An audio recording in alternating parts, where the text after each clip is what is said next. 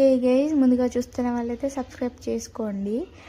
అయితే మనిషికి ఒక దగ్గర కాలు నిలబడవు అంటారు కదా, అందులో మా ఆయన ఫస్ట్ అనమాట. మా ఆయన నేను చాలా ఆపోజిట్. తన టేస్ట్లు వేరు, నా టేస్ట్లు వేరు అట్లుంటాయి. తనకేమో ఒక దగ్గర ఉండబుద్ధి కాదు, నాకేమో ఎక్కడికి పోబుద్ధి కాదు. నేనేమో ఎప్పుడు ఇంట్లోనే ఏదైనా బయట నుంచి తెచ్చుకొని తినాలన్నా సరే మా ఆయననేమో బయటికి వెళ్దామంటాడు.